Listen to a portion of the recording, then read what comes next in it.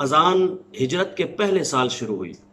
حضرت بلال رضی اللہ تعالیٰ عنہ سب سے پہلے مؤذن ہیں جنہیں مؤذن رسول بھی کہا جاتا ہے. اور بھی 5 مؤذنین ہیں جن میں سے ایک ٹاپ آف دا لسٹ حضرت سیدنا بلال رضی اللہ تعالیٰ عنہ ہیں.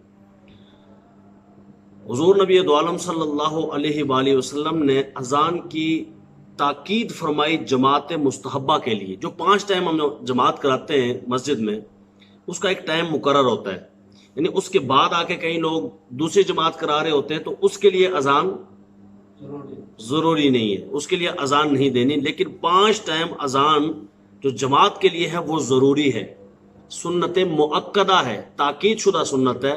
اس کو اگر ادا نہیں کیا جائے گا تو گناہ گار ہوں گے.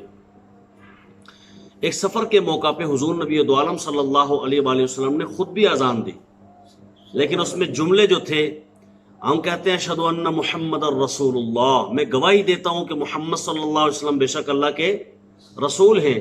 اس موقع پر حضور نے فرمایا اشہد انی رسول اللہ، میں گواہی دیتا ہوں کہ میں ہی اللہ کا رسول ہوں، میں ہی اللہ کا رسول ہوں.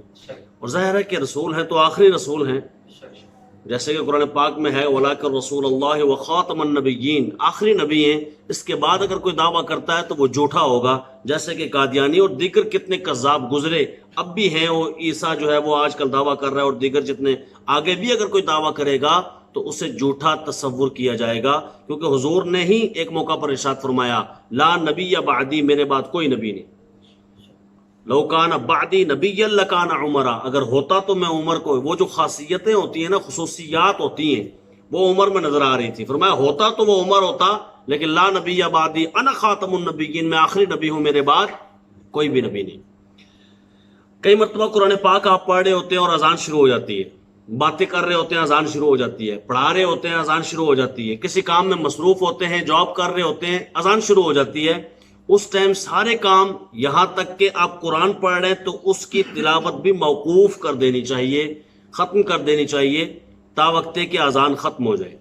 اس لیے اذان کا احترام بہت ضروری ہے. اور جس نے اذان کا احترام نہیں کیا یا اذان کے دوران بھی باتوں میں مصروف رہا، ایک تو ہے کوئی شرعی مجبوری ہو، وہ ایک الگ بات ہے، لیکن وہ عام روٹین کے مطابق جس طرح لوگ باتیں کرتے رہتے اس طرح باتیں کرتا رہا، اذان کی پرواہ ہی نہ کی، تو خدشہ ہے کہیں ایمان ہاتھ سے چلا نہ جائے.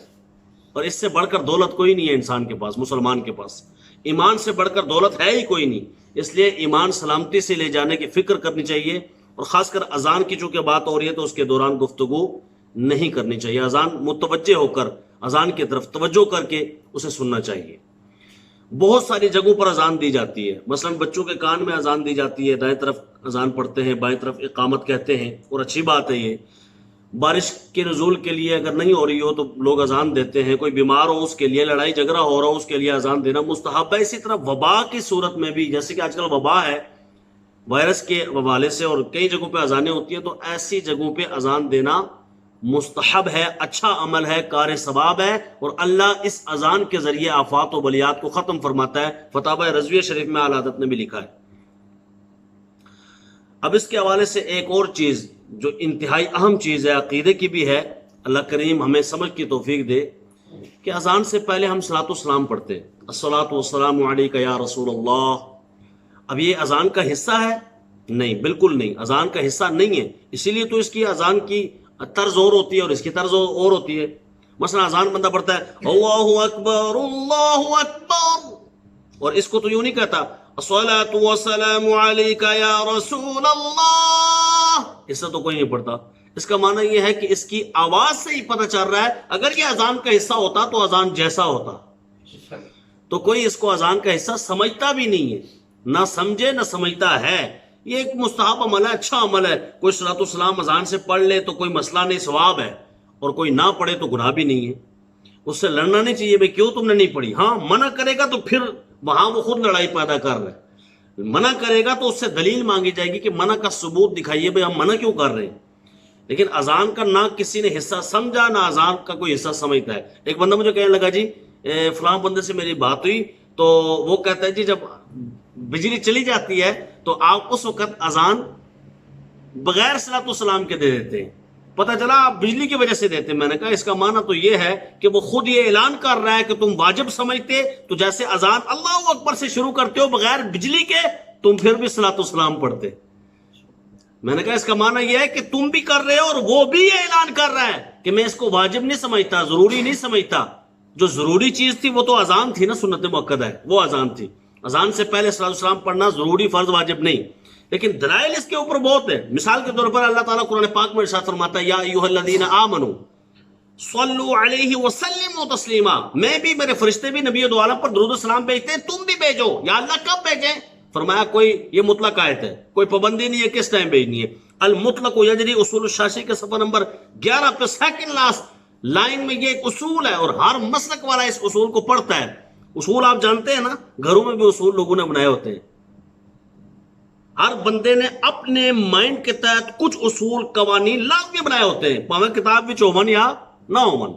مطلب ہوتا ہے کچھ قرآنی اصول ہیں, حدیثی اصول ہیں, شرعی اصول ہیں.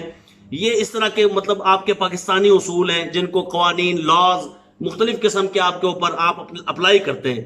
کچھ بندے نے ذاتی طور پہ بنائے ہوتے ہیں, میرا یہ قانون ہے, میرا یہ اصول ہے, میرا.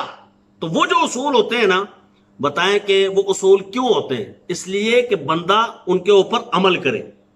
اللہ تعالیٰ نے بھی کچھ اصول, علماء کرام نے بھی کچھ اصول بنائے ہیں, اور علماء کرام نے جو اصول بنائے ہیں وہ یہ ہیں المطلق یجری علی اطلاقہ والمقید یجری علی تقییدہ. مطلق اپنے اطلاق پر جاری ہوتا ہے, تخصیص اگر موجود ہے تو وہ دکھائیں. اللہ تعالیٰ نے کہیں فرمایا کہ صلاۃ السلام فلاں وقت پڑھنا, فلاں وقت نہ پڑھنا, اذان کے سے پہلے نہ پڑھنا, ویسے پڑھ لینا, اذان سے پہلے نہ پڑھنا. یہ کہاں لکھا ہوا ہے؟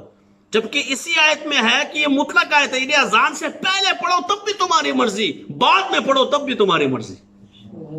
یہ اذان سے پہلے والی بات یہ اس آیت میں موجود ہے باقاعدہ.